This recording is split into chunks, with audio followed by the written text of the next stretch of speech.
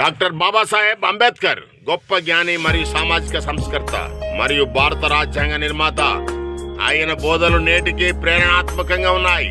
స్త్రీకి పురుషులతో సమానంగా హక్కు ఉండాలి, అప్పుడే సమాజ పురోగతి ఉంటుంది అన్నాడు. దేశభక్తి ఎక్కువ అంబేద్కర్ గారికి. 2వ రౌండ్ టేబుల్ సమావేశంలో తెలుస్తుంది ఆయన స్పీచ్ లో. న్యాయం కోసం పోరాడాడు జీవితాంతం. ఎంత కాలము బ్రతికామన్నది ముఖ్యం కాదు గాని ఎంత గొప్పగా జీవించామన్నది ముఖ్యం అన్నాడు. అనగారిన వారి హక్కుల కోసం పోరాడాడు. కుల నిర్మూలన కొరకు జీవితాంతం కృషి చేశాడు. అస్పృశ్యతను రూపుమాపాడు. ప్రతి మనిషికి విద్య కావాలన్నాడు. అప్పుడు మనిషికి స్వేచ్ఛ, ఐక్యత, హక్కులను నేర్పుతుంది అన్నాడు.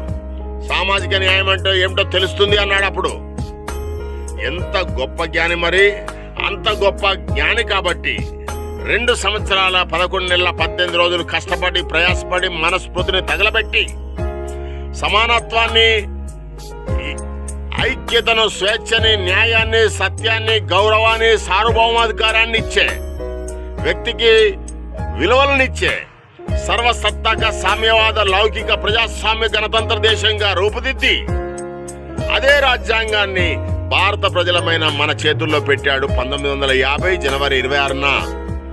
ఎంత గొప్ప గనుడు మన అంబేద్కర్.